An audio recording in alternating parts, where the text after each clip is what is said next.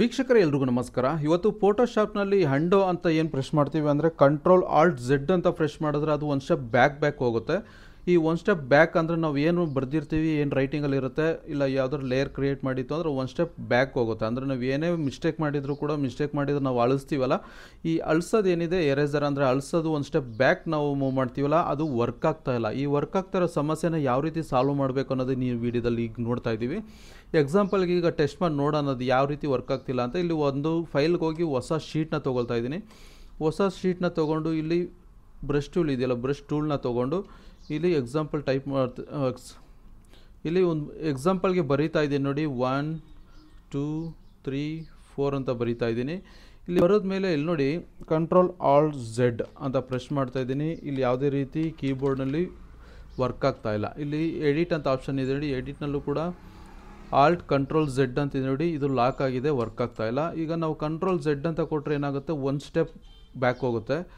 ಮತ್ತು ರೀಡೋ ಬ್ರಷ್ ಅಂದರೆ control Z ಕೊಟ್ಟರೆ ಒಂದು ಸ್ಟೆಪ್ ಬ್ಯಾಕ್ ಹೋಗಿರೋ ರಿಟರ್ನ್ ಬರುತ್ತೆ. ಅಂದರೆ ಒಂದು ಸ್ಟೆಪ್ ಬ್ಯಾಕ್ ಹೋಗಬೇಕು. ಈಗ ನಾವು 4 ಅಳಿಸ್ಬೇಕು, ಮತ್ತು ಇದಕ್ಕೆ ಮುಂಚೆ 3 ಬರ್ತಿದೆ, 3 ಅಳಿಸ್ಬೇಕು, ಮತ್ತು 2 ಅಳಿಸ್ಬೇಕು. ಇದೆಲ್ಲ ಕಂಪ್ಲೀಟ್ ಒಂದು ಸ್ಟೆಪ್ ಬ್ಯಾಕ್ ಹೋಗಬೇಕು ಅಂದರೆ ವರ್ಕ್ ಆಗ್ತಾ ಇಲ್ಲ, ಇದು ಲಾಕ್ ಆಗಿದೆ.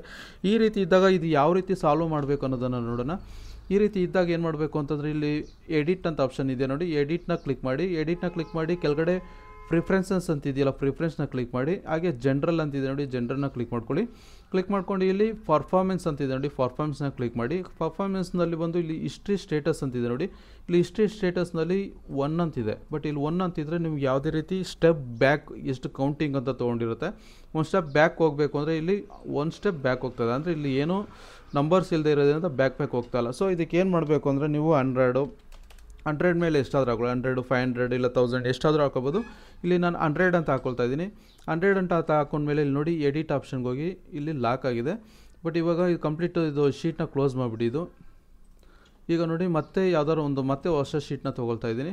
ಹೊಸ ಶೀಟ್ನ ತೊಗೊಂಡು ಮತ್ತೆ ಇಲ್ಲಿ ಬ್ರಷ್ ಟೂಲ್ ತೊಗೊಂಡು ಸೇಮ್ ಅದೇ 1 2 3 ಅಂತ ಬರಿತಾ ಇದ್ದೀನಿ. ಇಲ್ಲಿ ನೋಡಿ ಎಡಿಟ್ ಆಪ್ಷನಲ್ಲಿ set background alt control Z ಅಂತ ಏನು ಕಾಣಿಸ್ತಾ ಇದೆ, ಇದು ವರ್ಕಿಂಗಲ್ಲಿದೆ, ಅಂದರೆ ಆನ್ ಆಗಿದೆ. ಇದು ನೋಡಿ ಆಲ್ಟ್ ಕಂಟ್ರೋಲ್ ಝೆಡ್ ಮತ್ತೆ ಬರಿತಾ ಇದ್ದೀನಿ.